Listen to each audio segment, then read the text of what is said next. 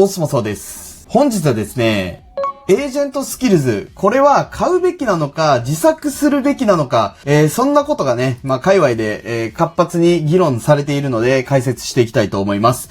始まりは、僕がツイートした、スキルズ販売が盛り上がってることに対してですね、素人が適当に作ったワンショット級の、スキルなんかは、0円でもいらないけれども、ハーネスモサが作った、やつにはね、価値があるという風につぶやいたところ、いろんなところからですね、意見が、飛び交って、さらにどんどん盛り上がっていくみたいな形にね、なっているんですけども、ベースとしても僕はこういう考えです。で、こういう考え方あるけど、これは、こういうことだよね、みたいな解説をできたらなというふうに思っております。結論、本当に価値のあるものっていうのは、やっぱりエージェントスキルズでも存在しているけれども、ちょっと考え方をね、ちょっと整理しておいた方がいいのかな、ということを思っています。というところで私のチャンネルでは AI に関する最新情報や本質情報をできる限り早くより深く、ほぼ毎日動画投稿します。よかったらチャンネル登録と高評価で応援していただけると嬉しいです。今日もね、動画やっていきたいなというふうに思うんですけどね。これもね、結局本質的に考えたら、本当にね、誰かのためを思って、しっかりと真摯にね、作っていたら、そこは価値、あるものに近づくでしょうっていう話ではあるんですけれども、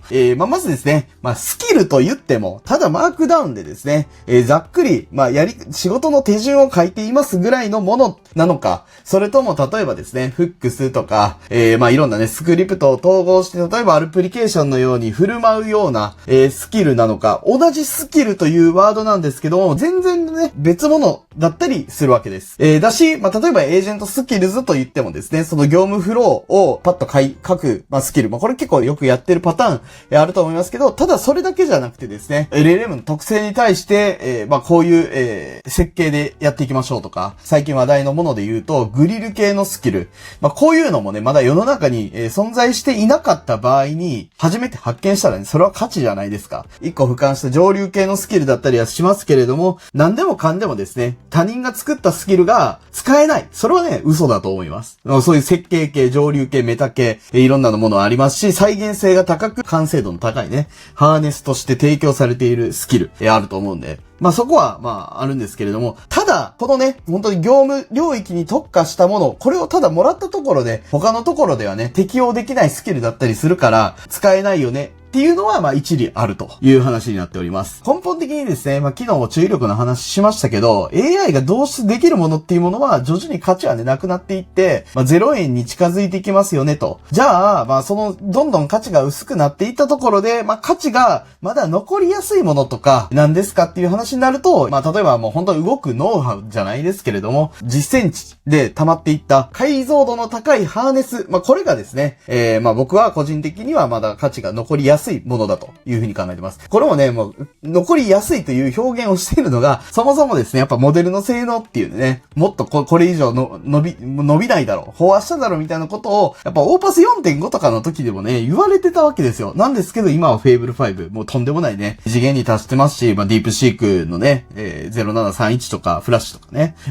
キミとかも、来てますから、なんで、僕はまだ残りやすいという表現をさせていただいております。はい。で、これでね、ちょっと話題になりましたけれども、僕のこのベースの部分に関して言いたかったことっていうのは、結局ね、ハーネスでちゃんと解像度高く、作られているものには価値はあるけれども、そうじゃなくて、例えば本当にね、フェイブルパッと叩いて、3回ぐらいね、ラリーして、別に言葉の解像度も高くなくパッと作ったスキルが、本当に価値があるのかっていう話を、言いたかったわけです。素人がね、ワンショットで作ったものは、やっぱ価値は薄いと僕は思ってます。それがね、例えばそのフェイブルのトークンコストを使ったから、そこの部分の差分が、みたいなね、へりくつは確かに言えるんですけど、それって本質じゃないですか。僕は価値構造の話をしてたんですけれども、例えば別にそれを求めてる人がいるんだったらいいじゃないかっていう、需要とか価格のすり替えられたりだとか、あとやっぱミクロ系の話で、僕は結構ね、上流の設計の部分とかもすごく、価値のあるスキル、やっぱクローズコミュニティとかはじめ、やらせてもらってますし、研究とかね、探索とかもめちゃくちゃやってるからこそ思うんですけれども、そこだけじゃないんですよ。ミクロだけじゃないんですよ。だからこれ問題はスキルをただのスキルとして見るんじゃなくて、やっぱハーネスの一部としてのスキルとして見ているかどうかっていうのが、ポイントかなと思います。だから結局本質的にやりたいことっていうのは、僕らは質の高いタスクを再現性できる形で、低コストでどんどんやっていくことじゃないですか。なので、スキルの中でも、ちょっとね、一部分切り出してしまうとできることっていうのはやっぱ限られていて、その限りでは正しさっていうのはあると思うんですよ。なんですけど、もっと、本当ハーネスっていうのはやっぱ講義ですし、まあ、どんどんね、フロンティアの方々がやっていることって、やっぱすごい広くて、すっごい可能性を秘めていると思うんですよね。はい。で、そういう方からの、一時体験、まあ、基本的には出回らないと思いますよ。別に見せるインセンティブが働かないからね。なんですけども、例えば僕はコミュニティやっていて、皆さんにもですね、まあ、一緒に、切磋琢磨して伸ばしていく立場だから、みんなに共有して、共通言語を作って、さらにどんどん進化していくみたいなインセンティブが僕にも働いてる。僕はインセンティブがある形でやれているから、まあ、共有はできます。っていう部分で、まあ、基本ね、本当にね、なかなか出てこないと思うんですよ。そういう体制が作れてないのに。まあ、発信とかしてなかったら、ね、僕も多分スキルなんか共有してなかったと思うし、周りの猛者とかとちょっと喋って、様子伺いとかしてますけど、やっぱクローズドでね、コソコソと仕込んでますよね。っていうのはね、ちょっと思ったりとかするんで、結局は解像度だと思ってます。はい。その解像度っての正体って何ですかっていう、話になってくると、まあ、ハーネス全体に対するこだわりじゃないですけれども、どこまで突き詰めていったか、どれだけ質の高い、出力、まあ、それもね、定性的なもの、定量的なものあると思いますけど、やっぱそういうところに、なっていくかなとは思っていますね。でまあ、同じ言葉、エージェントスキルズって言ってても、なんかそこの裏にあるですね、まあ、事情というか、が全然違くて、まあ、解像度がね、全然違うかったりするわけですよ。まあ、本当に初心者が見てるスキルっていうのはマークダウンかもしれないけれども、僕らから見てるスキルっていうのはやっぱハーネスの一部だしっていう話です。っていうのがね、まあ、こういうすれ違いみたいなのがあって、まあ、いろいろと議論がされていて、価値のあるものっていうのはやっぱちゃんとお金払ってね、やった方が、その競争的にも、健全だとは思うんですよね。まあ、逆にそういうことをちゃんとしてないと競争的に不健全な奴らが上に上がっちゃうから、ちゃんとやった方がいいっていう派閥です、僕は。はい。だし、まあ僕もね、実際そういう形なんで、ちゃんとね、メンバーシップとかはある程度敷居を設けてやってますけど、はい。まあ、そこに対するね、期待値と、まあ結果がちゃんと伴ってたらいいんじゃないかなっていうことは思ってますね。結局、まあこのハーネスってじゃあ何やねんっていう話なんですけども、まああるね、いろんな定義ありますけど、まあ一番とっつきやすい定義としては、やっぱりエージェントイコールモデルプラスハーネスみたいな形の部分がまあいいんかなと思っていて、まあモデルをですね、うまくコントロールするための、全体の仕組みっていうのをハーネスとして、その部分の一部分がスキルなんですよね。でもこのスキルっていうのは、例えばまあスクリプトを呼び出したりだとか、例えばフックスとかと絡み合わせながら、やったりするわけです。っていうところで、まあ、こういうことをやっていくと一つのアプリケーションのように振る舞えたりだとか、することができますし、人間に対する認知負荷の課題に対して、まあ、グリルスキルとかで解像度高めるとか、そういう本質ベースのものっていうのが、まあ、いろいろね、どんどんと作れていけます。そこで価値になっていたりするっていうのもあるし、そういうやっぱね、高度な設計思想っていうのはまだまだ全然表にはね、出てきていないと思います、正直ね。ハーネスで価値を出していく。その部分の一つの部分がスキルだと。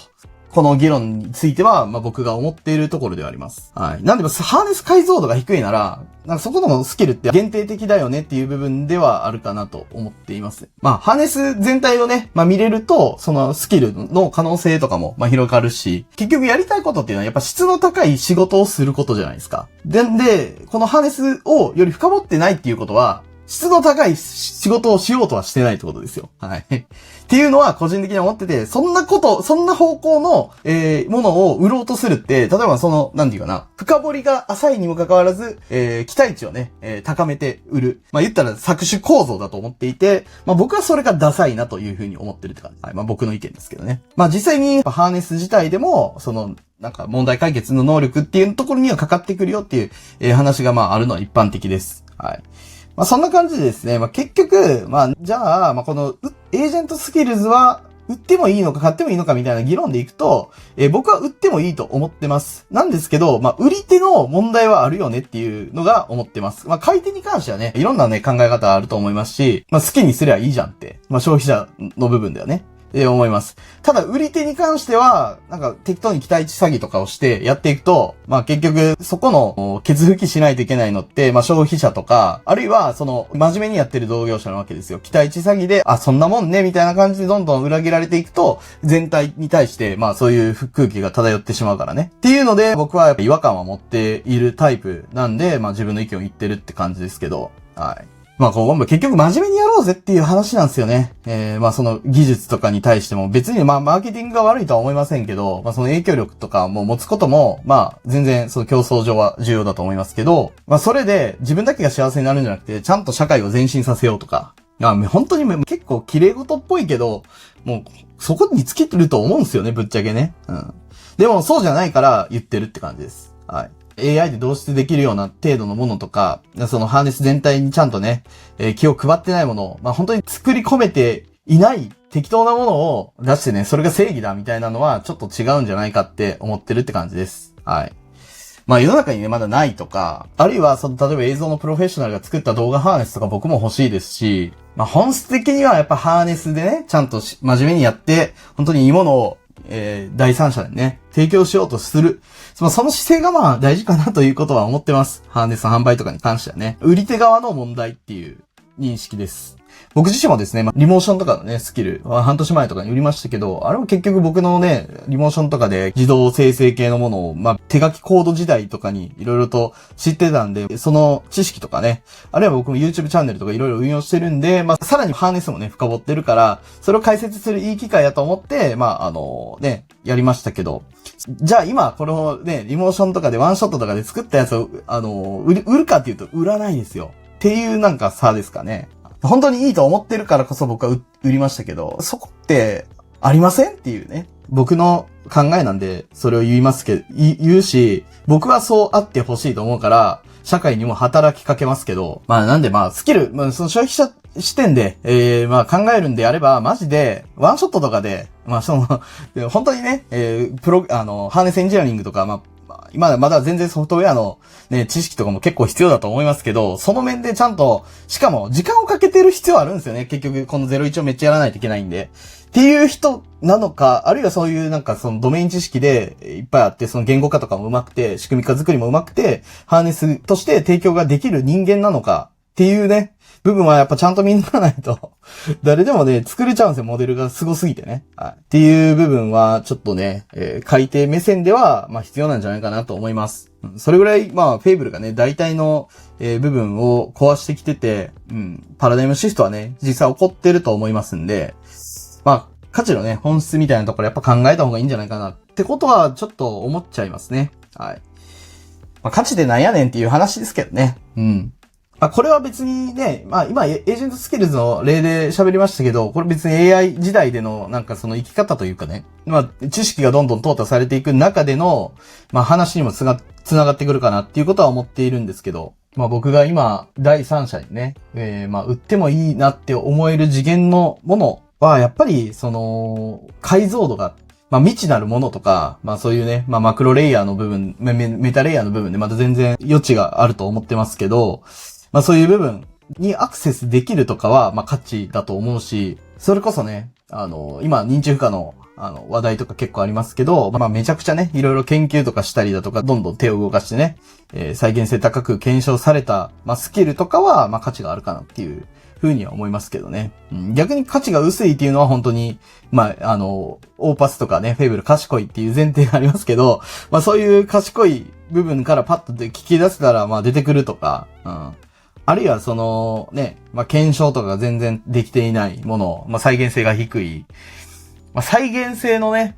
部分をどう探索するかとかも、ぶっちゃけハーネスエンジニアリングの技とかやったりすると思いますんで、そういう部分でね、やっぱちゃんとしてないっていうのは、正直価値は薄いでしょう。っていうのは思います。実際 GitHub とかでね、グリル系の話とかもそうですけど、E スキル結構転がってたりするんですよ。ただじゃあないのか、お金払ったら E スキルは売ってないのかっていうと、それはそんなこともないんじゃないかって、これ若干ね僕のポジショントークになりますけど、実際僕とかは結構ゴリゴリに手動かしてるし、そもそも開発とかちゃんとやってるし、プロダクト開発とかね、研究とかめっちゃ手動かしてるから、正直右上ゾーンかなって思ってるんですけど、実際日本の展開だったらやっぱりいい開発者とか、そのクリエイターみたいな人がわざわざなんか出すインセンティブが薄いっていうのはあるかもしれないですね。例えば日本だったらね、1万円とかの記事とか出したら、情報商材やだろみたいな感じでね、やっぱそういうバイアスがかかるっていうのは、僕は全然そういうのね、気にせずに、別に誰かのためにやってるわけじゃないんでやってますけど、